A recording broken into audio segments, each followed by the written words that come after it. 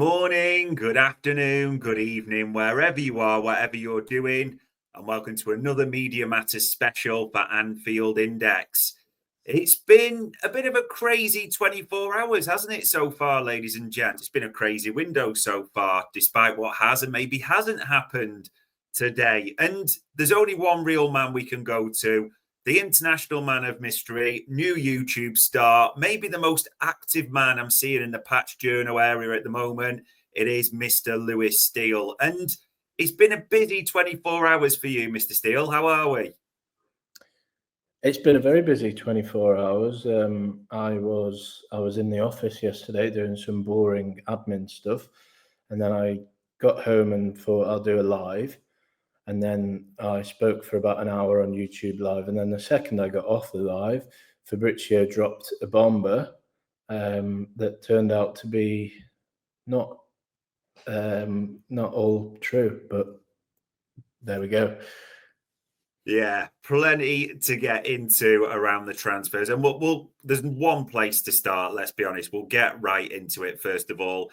The main topic that everyone's talking about, and just in case, ladies and gents, you have been living under a rock, obviously we're talking about the recent developments around specifically Florian Wirtz. And just why I'm going to bring up that screen share for you, and at the same time, Lewis, give you a nice little plug for your YouTube channel as well. That's looking quite nice so far, isn't it? The graphics and different bits. So that's starting to work. For those that have missed it, the bomber came last night and then quite quickly was diffused by David Ornstein and different people. So I suppose the latest on this is really, are we just back where we were and we're just waiting? Well, yeah, I think to start with, what I would say is Fabrizio obviously has very good sources, so I don't want to look like I'm completely shooting down his story because I'm sure that it is. There is some truth behind it, but I can only go off my information, and that is that the deal is not quite done yet, but I think it will be done soon. It's just not quite over the line yet. So I think basically where we are is Liverpool have made their bids and Leverkusen are just eking out every little bit of money that they can, and obviously can't really blame them. And I'm sure that they will both shake hands on a deal very soon. But as things stand at 12:30 on Wednesday, it's not quite done yet. So let's just wait and see what happens in the next few hours. Closer than close as it may be. And according to reports, and obviously you'll be far better informed than us, it does seem to be little bits like the add-ons, whether they're achievable, whether they're even realistic. And like you said, Leverkusen trying to squeeze out every single penny. I mean, we are hoping this is kind of done for the weekend, aren't we? Yeah, I think that's still the realistic outcome, that it will be done soon. But it's just taken a bit more time than maybe the fans would expect because it is a complex deal. It's Liverpool's record buy, it's Leverkusen's record sell. So they both want to be 100% sure that they've got as much out of it for both parties. But Liverpool have made 3 bids. The last one went in about a week ago. Apparently, that's not been officially rejected, but Leverkusen have asked for a little bit more, which to me sounds like it has been rejected. But there we go. Yeah, it is all about the add-ons, the bonuses, whatever. I think what is guaranteed is that Liverpool are going to pay a base fee of 100 million at least, and then the rest is done in bonuses. So the latest offer was about 13-14 million on top of the 100 million. I think what I heard on Sunday was that Leverkusen were holding out for something more, a package more towards 120 or the late teens pounds this is. And I think Liverpool will eventually get there. They're just in talks. More talks happened yesterday. I'm sure talks may even be happening as we speak. So I do think it'll happen soon, but it's just champagne corks can stay on for now. Put the champagne on ice for a few more hours.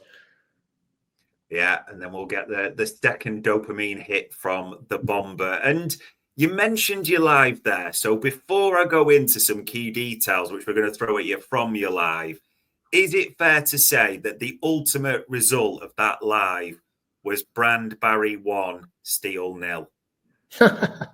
Well, wait for my next YouTube video where Barry may feature, not him personally, but you'll have to wait and see on that. I've recorded it earlier and I put it out some point this afternoon. It's a Wirtz update, but it's basically just what I just said to you, which probably shouldn't say because now no one will watch it. But there we go. But yeah, Barry probably had me on toast last night, but I did block him, so maybe it's 1-1. Yeah, maybe wise advice for everyone over Barry there, but we'll see what happens on that when that comes out this afternoon. So let's just start throwing them out there at stuff you mentioned yesterday, just in case people have missed it.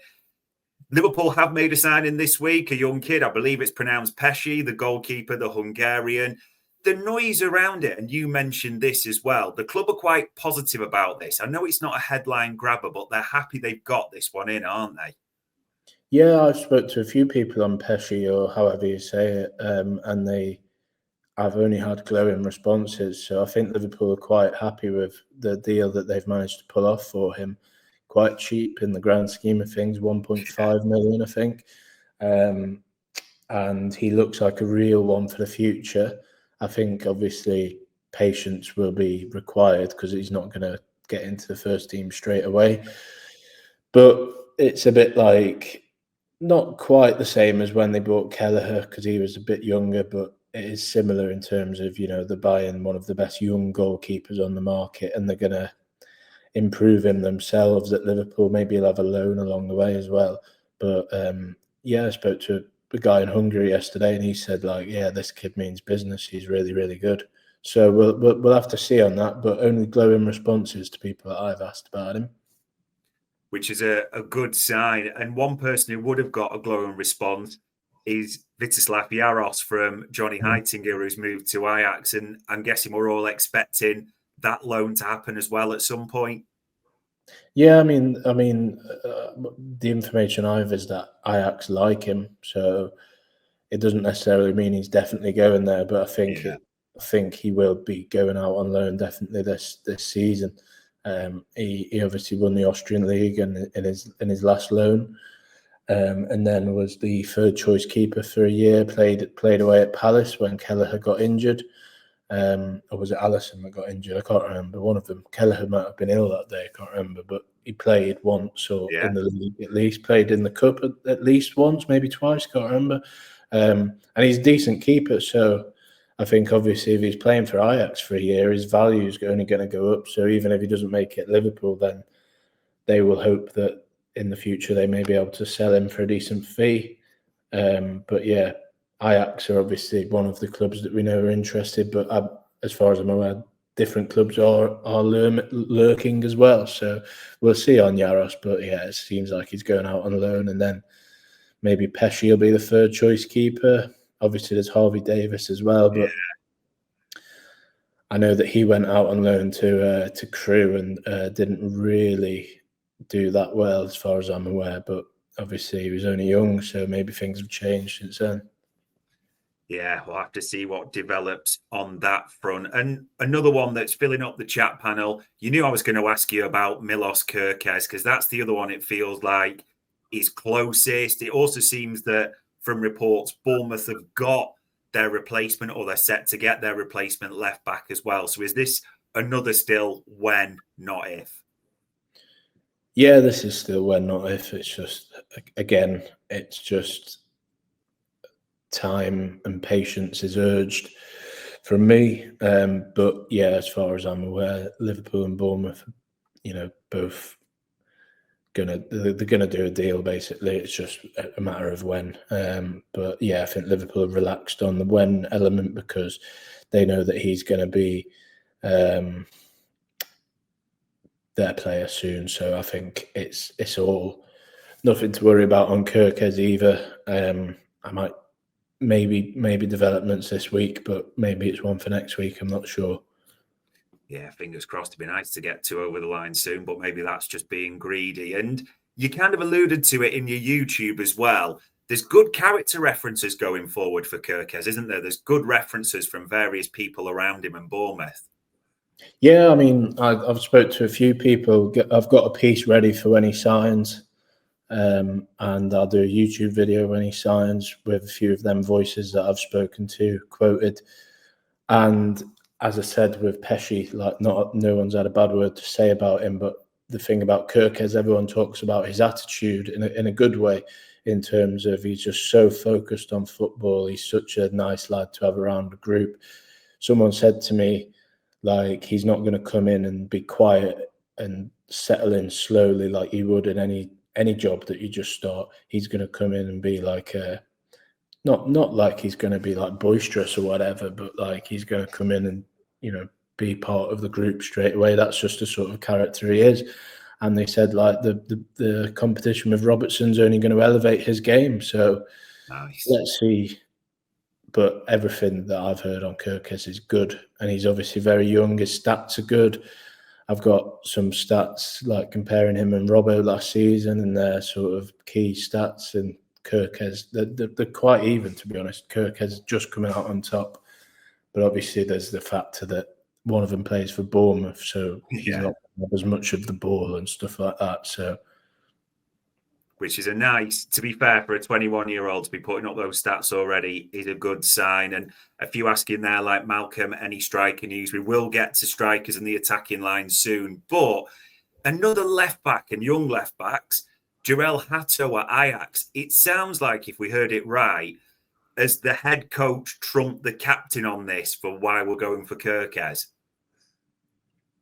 Yeah, I mean, I'm not sure that is technically like everything that's gone on, but I was just going off what people have told me, and someone in Holland said like Van Dijk absolutely loves him, but Slot preferred Kirkes in terms of the profile of players. Nothing against Hatto, but obviously he was one of the players that Liverpool weighed up for that left back signing. But it just appears that Kirkes is the main one. So let's say that. Yeah, and we're all expecting that to happen soon enough. And strikers wise, it is right to talk about that because, I mean, fingers crossed, very soon we've got a left back, a right back, or someone who can play across the right, and a superstar through the door, which then will lead people to talk about, rightly, sales. But the next incoming after that, and I know you've alluded to this, feels like there's going to be a real focus on that number 9 position, doesn't there? Yeah, I think after Wirtz and Kirkes are wrapped up, they still have what's the word? They're still weighing up strikers and defenders as well. So I don't think that the door's going to be completely shut on transfers after them to arrive. But obviously, they will have to sell some players to fund it because, as I've said on here before, after them two, they're going to have spent over 200 mil. So they can't just keep going and going. They will have to sell some players as well first, and then maybe they'll look for a number 9 because I think that was one of the priorities going into this window. Obviously, Isak is the golden target, but it just seems a bit. I can't see them being able to afford both him and Wirtz in the same window. So maybe it's a case of someone else. Ekitike obviously costs a lot of money as well. So it's not going to be easy to sign a striker, but I think they definitely will try.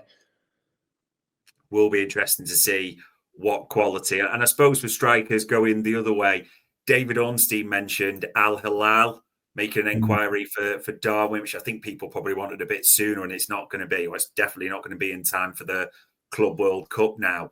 But I know you've alluded to this, isn't it? It seems that the noise from Nunes' camp or around the player is he does want to stay in Europe is more likely. Yeah, there's been a lot of talks there's been a lot of noise on Nunes for a few months now in terms of the Saudis. But no, I don't think many people have actually stopped to think, like, what does Darwin want to do? And, you know, I think it's right. He would probably prefer to stay in Europe. Atletico have been mentioned, I think, a couple of Serie A clubs as well. I think Napoli, was it maybe Inter? I can't remember, have been linked with Nunes. So I think it's almost certain that he does leave this summer, but only if Liverpool get the right money, and they do seem to want about 65, 70 million for him. Obviously, they rejected an approach in January because they wanted to keep him for the rest of the title running. But now I think it does seem like the right time for Nunes to leave, and I think that I'd be surprised if he doesn't leave. Let's put it that way. Yeah, I think we'd all be astonished in that regard. But I suppose the other South American forward, and I mean, he scored an absolute banger for Colombia last night, didn't he, against Argentina, almost a dribble from around the halfway line. Luis Diaz, this seems one where there's three players in this mix, isn't there? There's Liverpool, of course, there's Barcelona, and it seems like the Saudis, Al Nassr being the club. This one just feels like it could be a complicated one this summer. Yeah, I think Liverpool want to keep him unless the money that they get for him is absolutely huge. So but I did a video the other day basically saying, is that the end of the story? And I'm not sure it is, but I think Barcelona obviously came in for him last week. I can't remember what day it was. Last Wednesday, I want to say. And Liverpool basically told them to go away. But obviously the Saudis are keen as well. So let's just keep our eye on that one. But as it stands, I would expect Diaz to be staying at Liverpool this summer. Yeah, it does feel like there is going to be more to the tale. And I got a bit of hope when I saw this clip that someone sent me of more to the tale. Ibu Canate, because it kind of gone quiet. But if I've seen this clip and heard you right on YouTube last night, there may be positive vibes. Is that fair to say? Yeah, I think it's fair to say. I mean, what I said was a month ago or 2 months ago, I was actually leaning towards, based on vibes rather than information, I was leaning towards Canate leaving. Just in terms of the fact that Real Madrid were lurking, there'd been no progress on his deal. I think some people went quite big on the fact that he had opened talks, but there'd been no, as far as I was aware at the time, talks had been open, but nothing for a few months. Canate said to us in the mixer, and he was going to, how much he loves Liverpool. His agent was going to speak to Liverpool and try and get a deal over the line for a new deal. So I would just say now my vibes are more that because he said how much he loves the club, my vibes are more that he would look to extend. But it's still there's still uncertainty looming over his future for now. But I think Liverpool want to have a bit more of a certainty on it by the end of the summer window. Yeah, it's dangerous to run that into the final year. So we'll see what happens on that one. And I suppose I'm going to fire a load of the younger players at the club just to sort of get the take on their situations. Harvey Elliott, I mean, links with Bundesliga clubs, Premier League clubs. He did that interview, and I know it was almost embargo that you broke as well there, that I think that just the expectation from his tone and what we're hearing, it's probably expected that he departs. Is that fair? Yeah, I think so. I think there's a few of these players now who are leaning towards leaving. I think obviously Elliot and Morton and I'm not sure on Doak, but like the two first lads I mentioned in terms of the England under 21s, they both sort of said they think it's probably time for them to move on. Obviously, Elliot's more high profile and would command a decent fee for Liverpool, I think. But I think, I think especially with Wirtz coming in, I can't really see Elliot sticking around for too much longer. It'll be a shame for him because he obviously loves the club, loves playing for Liverpool. But as he said, he can't afford to be wasting years of his career. And fair enough, he only gets one career. He doesn't want to look back when he's 40 odd and think, I spent half my career sat on the bench. So I think he will leave. I think Tyler Morton will leave. And then obviously Ben Doak, obviously club's interested. So let's see what happens on him. And then there's obviously a few more youngsters as well who could be on the way out this summer. Yeah, it does feel like a fair few will depart. But I suppose the other youngster I did want to talk about, we should maybe say there's a pathway, it seems, and the noises are positive around him. I might be pronouncing this wrong, but Rio Ngoma seems there's a lot of hype at the club around this kid, and it's right to be excited about him. Yeah, I mean, I remember going back to when he first signed for Liverpool about a year ago. Spoke to someone at Chelsea who basically said like he's the most talented kid I've ever seen. And you know he's really impressed Liverpool coaches in his first year.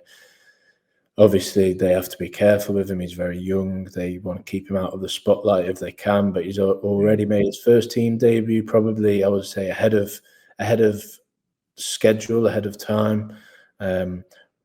Maybe within the next 2 years, he can be hoping to be, fully fledged member of the first team squad, being on the bench, playing in the cups. He's really, really highly rated.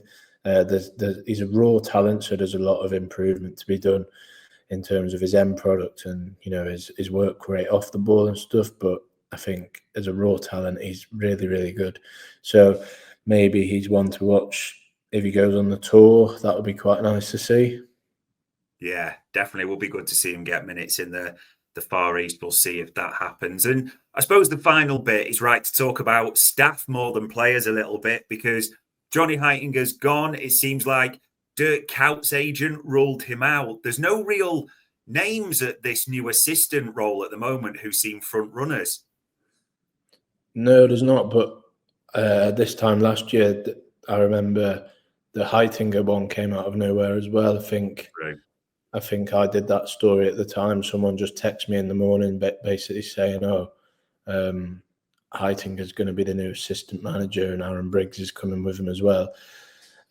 So it just came out of nowhere, and I think that may happen here as well. I think like someone will it might even be someone you've not heard of, just comes out of the blue, and the next day they're Liverpool's assistant manager. So it is quiet on that, and I probably should try and find out, but I'm not really sure how to go about doing that at the moment. But I'll try and do some digging in the next few days to get a more thingy answer on it. Nice. Well, if you've got someone's phone number, and this is one person whose deal we should talk about, because there's a few suggestions around this. The main man, Arne Slot. Is there hope? Is there an expectation? Maybe I'm willing it into existence, but everyone wants to hear there's an extension, a new deal in line for him. Yeah, I mean, based on vibes rather than information, again, I would say yes, he will be signing a new deal at some point in the near future. I think that he wants it, and I think Liverpool want it. And I think that's quite an obvious thing to say, really. I think, yeah, he will end up signing a new deal, and his agent will be in the process of trying to sort that one out. So maybe something more concrete on that in the next month or two. But let's see. But I think that one will happen. It's just a case of when. Fingers crossed on that. Yeah, if all this gets done, it could be a hell of a summer coming, ladies and gents. We'll see if we build to this.